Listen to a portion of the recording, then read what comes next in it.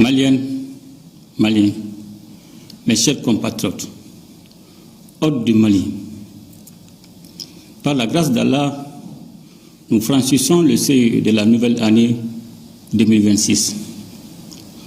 En ce moment de recueillement et d'espérance, je formule pour chacune et chacun d'entre vous des vœux de réconfort, de concorde, de santé et de prospérité.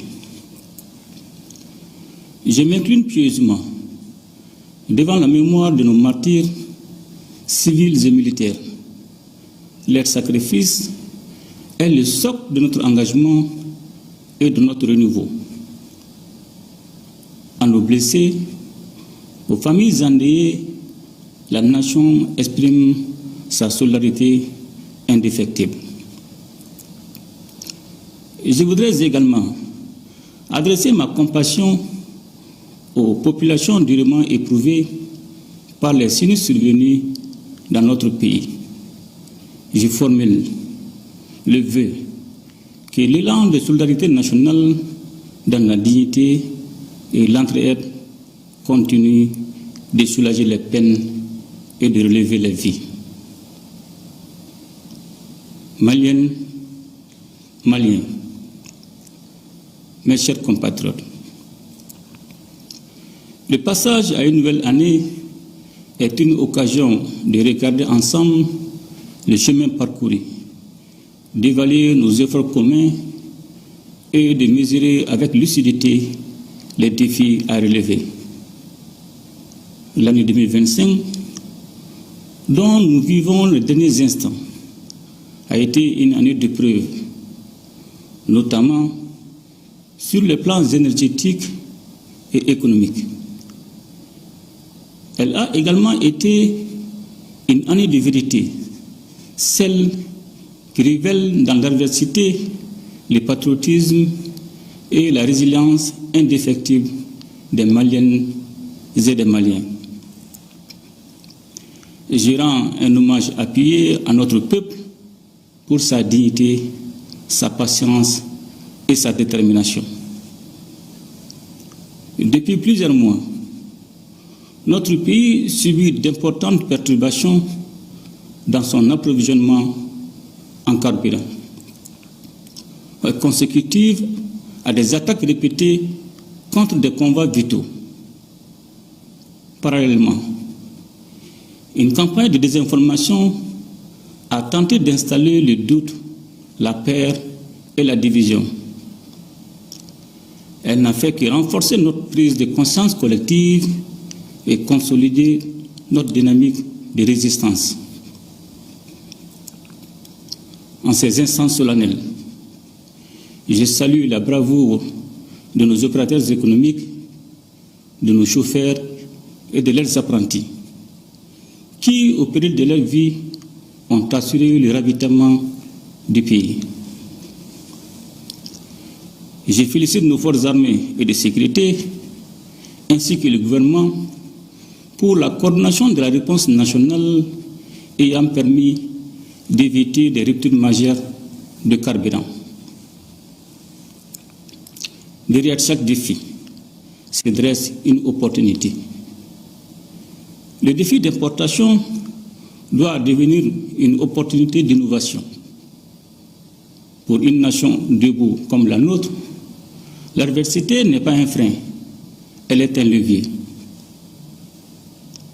Maliennes, Maliens,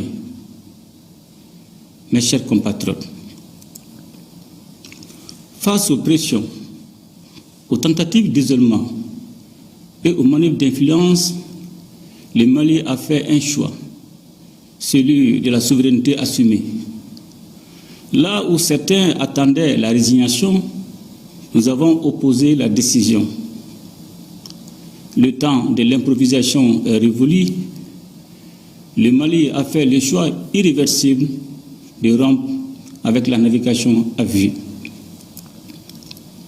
C'est dans cette perspective que j'ai doté notre nation d'une boussole stratégique. La vision prospective Malikura Nyatasira Kabesamba Flani Biurani Sabama. adossée à une stratégie de mise en œuvre 2025-2033. Ancrée dans le scénario du renouveau, cette vision est notre pacte d'honneur avec les générations futures. À l'horizon 2063, notre ambition est de faire du Mali une nation souveraine, unie, juste, sécurisée et prospère. Nous abordons l'année 2026 avec une ligne de conduite, celle de consolider la souveraineté et de bâtir une prospérité partagée. Maliennes, Maliens, mes chers compatriotes, la paix durable demeure la condition première de tout progrès. C'est le sens du combat héroïque mené chaque jour par nos forces armées et de sécurité contre le terrorisme et le crime organisé. Et je salue leur bravoure, leur discipline et leur professionnalisme. La nation ne les oubliera jamais. Mener une guerre asymétrique est une épreuve redoutable.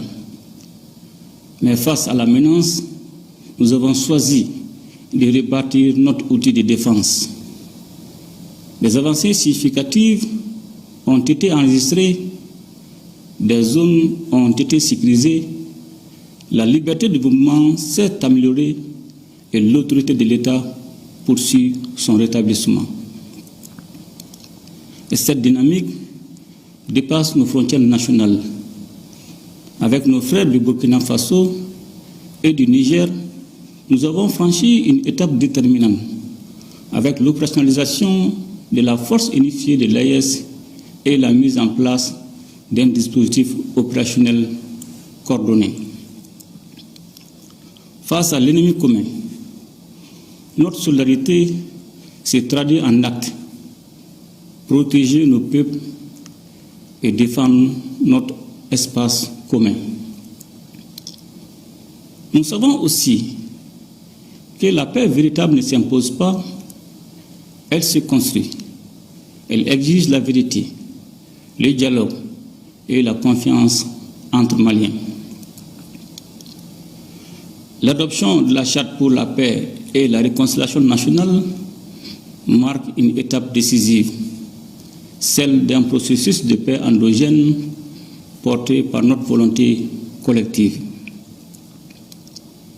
Dans ce cadre, une nouvelle phase du programme du DDRI a été engagée avec un recrutement spécial et la réinsertion des milliers d'ex-combattants, notamment à Ménaka, Kidal, Mopti, Ségou, Gao et très prochainement Tombouctou. La mise en place de l'Observatoire pour la paix renforcera durablement cette dynamique. En tirant les leçons des processus de paix antérieurs, il apparaît clairement que les solutions maliennes sont les plus viables pour le Mali. Maliennes, Maliens, mes chers compatriotes, si la souveraineté militaire garantit l'intégrité du territoire, la souveraineté culturelle protège l'âme de la nation. C'est la raison pour laquelle nous avons engagé une dynamique de renaissance culturelle et d'éducation aux valeurs, afin de renforcer durablement le vivre ensemble et de façonner le Mali d'un courant, un citoyen patriote, responsable et bâtisseur. L'officialisation de nos langues nationales et la valorisation de nos légitimités traditionnelles ne sont pas du folklore. Elles expriment un retour à notre essence. Cette renaissance consolide la cohésion sociale, renforce la paix et fait de notre culture un levier de rayonnement et de développement endogène. Maliennes, Maliens, mes chers compatriotes, la justice et la gouvernance vertueuse demeureront au cœur de notre projet national. La lutte contre la délinquance économique et financière, la corruption et l'impunité n'est pas une option. Elle s'impose comme un devoir. Le pôle national économique et financier et l'Agence nationale de recouvrement des avoirs saisis ou confisqués participent à l'affirmation de la règle que nul n'est au-dessus de la loi et que l'argent indûment soustrait à la nation doit obligatoirement revenir à la nation. Maliennes, Maliens, mes chers compatriotes, lors des assises nationales de la refondation, le peuple malien avait exprimé sa vive préoccupation face aux dérives et dysfonctionnements du paysage politique.